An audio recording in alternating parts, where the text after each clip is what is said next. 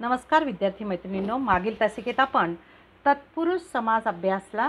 त्यातला अप्रकार विभक्ती तत्पुरुष समास बघितला. आज आपण कर्मधारय समास बघणार आहोत. पान नंबर 119. कर्मधारय समास म्हणजे ज्या समासातील दोन्ही पदे एकाच विभक्तीत म्हणजे सामान्यतः प्रथमा विभक्तीत असतात त्या समासाला कर्मधारय समास असं म्हटलं जातं. एक आपल्याला कृती दिली आहे, त्यांनी 4 वाक्य दिली आहेत. एक, गुप्तहेर वेषांतर करून खऱ्या माहितीचा शोध घेतात. सामासिक शब्द याच्यातला वेषांतर. 2, अतिवृष्टीमुळे ओला दुष्काळ पडला. सामासिक शब्द दुष्काळ, अंडरलाईन करून घ्या. 3, काही माणसे केलेल्या कामाचे मानधन घेणे टाळतात. यातला सामासिक शब्द आहे आपला मानधन. 4, निळा सावळा झरा वाहतो बेटा बेटातून. याच्यातला सामासिक शब्द आहे निळा सावळा. खाली तुम्हाला एक कृतीसाठी शब्द दिले आहेत. सामासिक शब्द दिला असेल तर विग्रह करून दाखवायचा आहे आणि विग्रह दिला असेल तर सामासिक शब्द लिहायचा आहे. पहिला आहे विग्रह करून दिला आहे अन्य असा वेश, म्हणजेच काय, वेषांतर. 2, दुष्काळ, विग्रह होईल वाईट असा काळ. 3, मानधन, मान हेच धन, सामासिक शब्द होईल मानधन. 4, विग्रह करून दिला आहे निळा सावळा असा, म्हणजेच कसा झरा आहे, निळा सावळा. याची वैशिष्ट्य आपल्याला स्पष्ट करून दिली आहेत त्यांनी. एक, दोन्ही पदे एकाच विभक्तीत म्हणजे प्रथमा विभक्तीत येतात असतात. उदाहरण दिलं मुख चंद्रमा. 2, कधी पूर्वपद म्हणजे पहिलं पद विशेषण असतं. विशेषण तुम्हाला मी सांगितलं काय असतं ते. उदाहरण दिलं कृष्ण विवर, विवर कसं आहे, कृष्ण. 3, कधी उत्तर पद म्हणजे दुसरे पद काय असतं, विशेषण असतं. म्हणजे उदाहरण दिलं घननीळ, म्हणजे घन कसा आहे, निळा. 4, दोन्ही पदे विशेषण असतात. उदाहरण दिलं श्याम सुंदर. दोन्ही पद श्याम पण विशेषण, सुंदर पण विशेषण. 5, कधी पहिले पद उपमान तर कधी दुसरे पद उपमान असतं. म्हणजे दिलेल्या शब्दातलं पहिलं पद कधी उपमान असतं तर कधी कधी दुसरं पद उपमान असतं. उदाहरण दिलं त्यांनी कमलनयन आणि दुसरा शब्द दिला नरसिंह. आता यात तुम्हाला उपमान आणि उपमेय माहीत असलं पाहिजे. उपमान म्हणजे ज्याच्याशी तुलना करायची तो शब्द, आणि उपमेय म्हणजे ज्याची तुलना करायची तो शब्द. 6, दोन्ही पदे एकरूप असतात.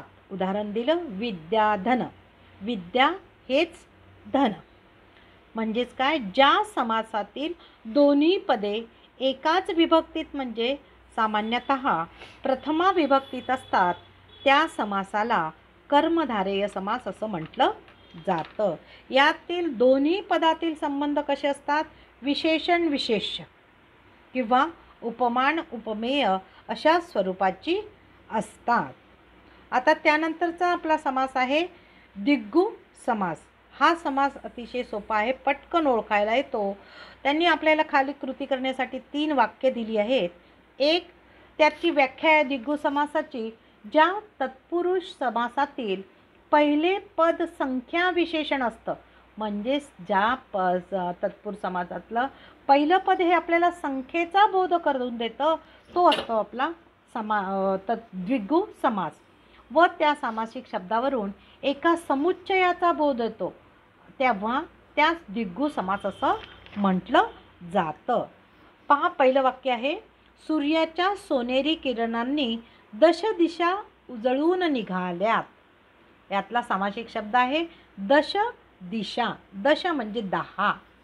2, नवरात्रात ठिकठिकाणी गरबा कार्यक्रम चालतात. आता तुम्हीच ओळखू शकाल कोणता सामासिक शब्द आहे, नवरात्रात. 3, सुरेखाला वन्यजीव सप्ताहानिमित्त झालेल्या वक्तृत्व स्पर्धेत प्रथम क्रमांक प्राप्त झाला. आता इथे 2 ठिकाणी तुम्हाला संख्या देण्यात आल्या आहे, पण आपल्याला सामासिक शब्द ओळखायचा आहे. यातला सामासिक शब्द आहे आपल्याला सप्ताहानिमित्त. खाली सामासिक शब्द आणि विग्रह करून दाखवा. 1. 10 दिशांचा समूह म्हणजे दशदिशा. 2. नवरात्र 9 रात्रीचा समूह. 3. 7 आहांचा म्हणजे दिवसांचा समूह सप्ताह. आता द्विगु समासाची वैशिष्ट्य पहा. पहिलं, द्विगु समासात पूर्वपद संख्या विशेषण असतं, संख्येचा बोध होतो. 2. हा समास नेहमी एकवचनात असतो, कारण त्यातील सामासिक शब्दावरून एका समुच्चयाचा बोध होतो. एकत्र काहीतरी संख्या, समुच्चय. किती जणांचा समुदाय आहे? 10 जणांचा समुदाय. 20 गायींचा कळप असं असतं. तर मग कळप म्हणजे काय? किती गायी आहेत त्या कळपामध्ये? 20 गायी आहेत. समुच्चयाचा बोध होतो म्हणजेच तत्पुरुष समासाची व्याख्या पहा. ज्या तत्पुरुष समासातील पहिले पद संख्या विशेषण असते व त्या सामासिक शब्दावरून एका समुच्चयाचा बोध होतो, तेव्हा त्यास द्विगु समास असं म्हटलं जातं. खालील कृती पूर्ण करायची आहे आपल्याला. तत्पुरुष समासाचे प्रकार ओळखून खालील तक्ता पूर्ण करा. काही ठिकाणी सामासिक शब्द दिले आहेत, काही ठिकाणी समासाचा विग्रह दिला आहे, काही ठिकाणी समासाचं नाव दिलं आहे. जिथे जो शब्द दिला नाही तो आपल्याला भरायचा आहे. 1. सामासिक शब्द दिला नाही आहे, विग्रह दिला आहे. 6 मासांचा समूह म्हणजेच कोणता? षण्मास. 6 मासांचा समूह म्हणजे षण्मास. समासाचं नाव कोणतं आहे? द्विगु. 2. ग्रंथालय. सामासिक शब्द दिला आहे आपल्याला पान नंबर 120 वरचं. ग्रंथाचे आलय. ग्रंथालय म्हणजे काय? ग्रंथाचे आलय. विभक्ती तत्पुरुष समास. 3. सामासिक शब्द दिलेला नाही आहे, समासाचा विग्रही दिला नाही आहे, समासाचं नाव मात्र दिलं आहे कर्मधारेय. आता या कर्मधारेय समास कसा असतो आपल्याला आपण शिकलो आहे. त्यातलं उदाहरण लिहून घ्या. महादेव, महान असा देव. 4. सामासिक शब्द दिला आहे त्रिदल. समासाचा विग्रह होईल 3 दलांचा समूह. समासाचं नाव आहे द्विगु. 5. सामासिक शब्द दिला नाही आहे, समासाचा विग्रह दिला आहे बालकासाठीचे मंदिर. समासाचं नावही तुम्हाला ओळखायचं आहे. सामासिक शब्द तयार होईल बाल मंदिर आणि समासाचं नाव विभक्ती तत्पुरुष समास. 6. सामासिक शब्द दिला आहे नरश्रेष्ठ म्हणजेच विग्रह होईल श्रेष्ठ असा नर. समासाचं नाव कर्मधारेय. 7. तुम्हाला सामासिक शब्द दिला नाही आहे, समासाचा विग्रही दिला नाही आहे, समासाचं नाव मात्र दिलं आहे विभक्ती तत्पुरुष. उदाहरण लिहून घ्या. ऋणमुक्त, ऋणातून मुक्त. 3रा प्रकार आहे आपला द्वंद्व समास.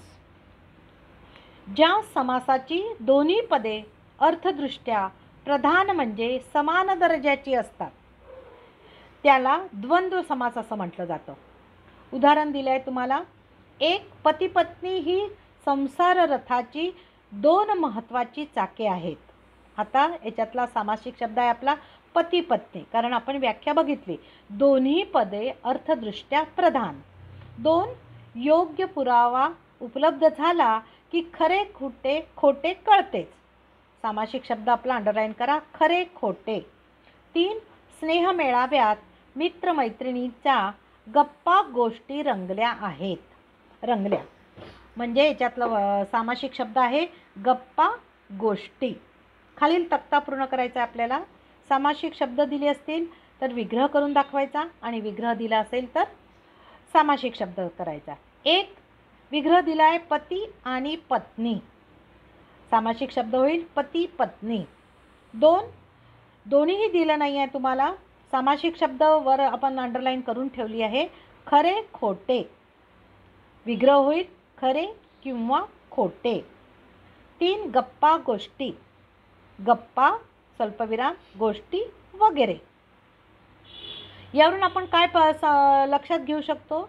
ज्या समासाची दोन्ही पदे अर्थदृष्ट्या प्रधान म्हणजे समान दर्जाची असतात त्याला द्वंद्व समास असे म्हणतात. सामासिक शब्दाचा विग्रह करण्याच्या पद्धतीने या द्वंद्व समासाचे तीन प्रकार पडलेले आहेत. अ आहे इतरेत्र द्वंद्व समास, आ वैकल्पिक द्वंद्व समास आणि ई समाहार द्वंद्व समास. इतरेत्र द्वंद्व समासाची वैशिष्ट्ये दिली आहेत त्यांनी. एक, अर्थासाठी दोन्ही पदांची अपेक्षा असते. जोपर्यंत दोन्ही पद आपल्याला नीट कळत नाही त्याचा अर्थ पूर्ण होत नाही. दोन, या समासाचा विग्रह करताना आणि व यापैकी एक समुच्चयबोधक उभयान्वयी अव्यय वापरावं लागतं. उदाहरण दिलं त्यांनी, विटी दांडू. सामासिक शब्द दिला आहे विटी दांडू, म्हणजेच विग्रह काय येईल, विटी आणि दांडू. दुसरा प्रकार आहे आपला आ वैकल्पिक द्वंद्व समास.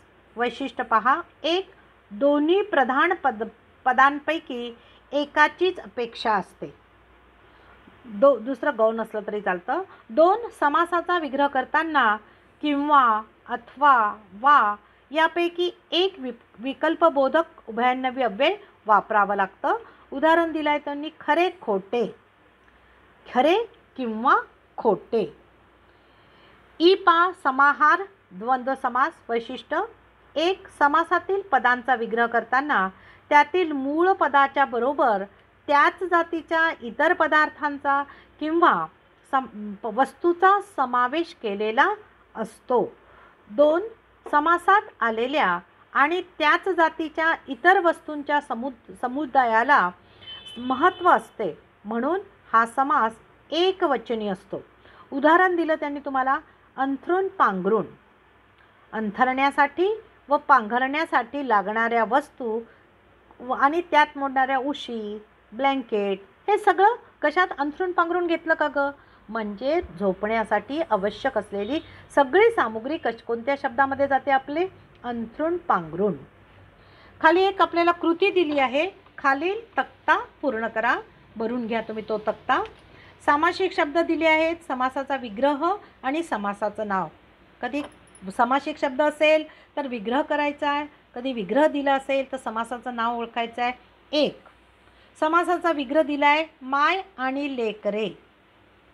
सामासिक शब्द काय होईल? माय लेकरे. समासाचं नाव इतरेतर द्वंद्व समास. दोन, सामासिक शब्द दिला आहे आपल्याला इष्टानिष्ट. समासाचा विग्रह होईल इष्ट किंवा अनिष्ट. समासाचं नाव वैकल्पिक द्वंद्व. तीन, आपल्याला समासाचं नाव दिलं आहे समाहार द्वंद्व. याच्यातलाच तुम्हाला उदाहरण दिलं मी स्वतः देते उदाहरण.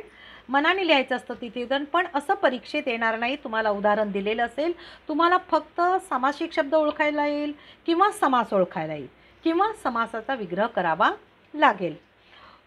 चहा पाणी. तीन, चहा पाणी. चहा पाणी व फराळाचे पदार्थ. आता आपण चहा पाणी केलं का गं? पाणी नुसतं देतो का आपण? थोडं त्यासोबत काहीतरी खायला पण देतो, फराळाचंही देतो. मग हे सगळं कशामध्ये मोडतं आपलं? चहा पाणी वगैरे करून जा बरं, असं सहज म्हणतो आपण एखाद्या व्यक्तीला. जे आपल्या इथे पाहुणे आले तर आपण चहा पाणी घ्याल का? चहा हो म्हटलं तर आपण नुसता चहा पाणी आणि चहा देत नाही, त्याला खाण्यासाठी बिस्किट वगैरे पण देऊ शकतो. मग हे सगळे पदार्थ कशामध्ये मोडतात? वगैरेमध्ये. हा कोणता समास झाला आपला? समाहार द्वंद्व. चार, समासाचा विग्रह दिला आहे आपल्याला लहान किंवा मोठे. सामासिक शब्द होईल लहान मोठे. समासाचं नाव वैकल्पिक द्वंद्व. पाच, सामासिक शब्द दिला आहे घरदार. म्हणजेच काय? घर, स्वल्पविरामदार वगैरे. घरदारामध्ये सगळं मोडतं तुमचं, फर्निचर पासून. त्यानंतर समासाचं नाव होईल समाहार द्वंद्व. सहावं दिलं आहे तुम्हाला इतरेत्र द्वंद्वचं उदाहरण तुम्हाला द्यायचं आहे. मी देते ते उदाहरण, स्त्री पुरुष. स्त्री आणि पुरुष इतरेत्र द्वंद्व समास. सात, भले बुरे. सामासिक शब्द दिलाच आहे, भले किंवा बुरे. समासाचं नाव होईल वैकल्पिक द्वंद्व. वैकल्पिक द्वंद्व समास. आठ, कुलूप किल्ली. सामासिक शब्द दिला आहे, म्हणजेच काय? कुलूप आणि किल्ली. समासाचं नाव इतरेत्व द्वंद्व समास. चौथा प्रकार आहे आपला बहुरूही समास. बहुरूही समासाची व्याख्या आहे, ज्या सामासिक शब्दातील दोन्ही पदे महत्त्वाची नसून या दोन पदांशिवाय तिसऱ्याच एका पदाचा बोध होतो व दिलेला सामासिक शब्द त्या तिसऱ्या पदाचे विशेषण असते तेव्हा हा बहुरूही समास होतो. उदाहरण दिलं आहे तुम्हाला त्यांनी. 1. कृष्णा हा माझा सहअध्यायी आहे. सामासिक शब्द कोणता आहे याच्याला? सहअध्यायी म्हणजे सोबत शिकणारा, अध्ययन करणारा. 2. काल रात्री आमच्या परिसरात नीरव शांतता होती. आता याच्यातला सामासिक शब्द कोणता आहे तो? नीरव. नी म्हणजे नाही आणि रव म्हणजे वारा, म्हणजे वाऱ्याचा सुद्धा आवाज नव्हता, एवढी शांतता होती. 3. रावणाला दशमुख असे संबोधले जाते. हे तुम्हाला माहीत आहे, 10 तोंडाचा रावण आहे की नाही, त्याला दशमुख म्हटलं जातं. दश आणि मुख. वैशिष्ट्य पहा त्याची काय आहेत ती. 1. दोन्हीही पदे महत्त्वाची नसून या दोन्ही पदाशिवाय तिसऱ्याच एका पदाचा बोध होतो. 2. हा सामासिक शब्द त्या तिसऱ्या पदाचे विशेषण असतो, विशेष माहिती देणारा असतो. 3. या सामासिक शब्दाचा विग्रह करताना गाळलेली पदे योजावी लागतात, म्हणजे तुम्हाला ती पद टाकावी लागतात. उदाहरण दिलं त्यांनी तुम्हाला. निष्कलंक. नाही कलंक ज्याला अशी ती म्हणजे व्यक्ती, ज्या व्यक्तीला आपण निष्कलंक व्यक्ती असं म्हणतो. 2. नीळकंठ. निळा आहे कंठ ज्याचा असा तो शंकर. हे माहीत आहे तुम्हाला, शंकराला आपण नीळकंठ नावाने ओळखतो. म्हणजेच नीळकंठ म्हणजे काय, मुलाचं नाम पण होऊ शकतं बरं, हे नीळकंठ नाव पण असतो. पण ज्या निळा आहे कंठ ज्याचा असा तो शंकर.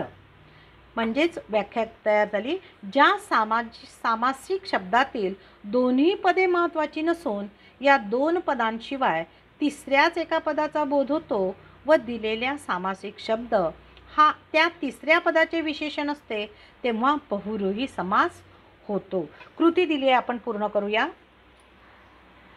सामासिक शब्द दिले आहेत, तिथे विग्रह करून दाखवायचा आहे आणि विग्रह दिला आहे तिथे तुम्हाला सामासिक शब्द लिहायचा आहे.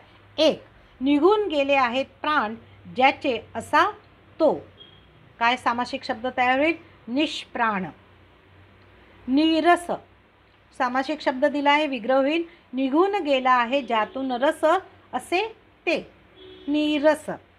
3. प्रमाणासह आहे जे ते, म्हणजे काय? सप्रमाण, म्हणजे प्रमाणासह आहे जे ते. 4. गोपाल. जो गायी पालन करतो असा तो. हा हे तुम्ही शब्द कृष्णाच्या याच्यात ऐकलाय. कृष्णाला गोपाल सुद्धा म्हणून आपण संबोधतो. म्हणजे काय? गोपाल म्हणजे कोण? जो गायी पालन करतो असा तो. 5. माशासारखे आहेत डोळे जिचे अशी ती. विग्रह दिला आहे आपल्याला, म्हणजेच कोण? मीनाक्षी. जिचे डोळे कसे आहे? माशासारखे आहेत. 6. षडानन. षडानन. 6 आनन. आनन म्हणजे मुख. 6 आनन आहेत ज्याला असा तो. समजलं?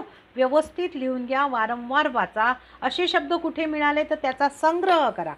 मी तुम्हाला त्याचा विग्रहही करून दाखवेल, किंवा विग्रह दिलेला असेल तर त्याचे सामासिक शब्द काय होतात हे पण सांगेल. पुढील तासिकेत आपण प्रयोग हा भाग बघणार आहोत. तुम्हाला वाचून ठेवायचा आहे पान नंबर 123, 124 आणि 125. ठीक आहे.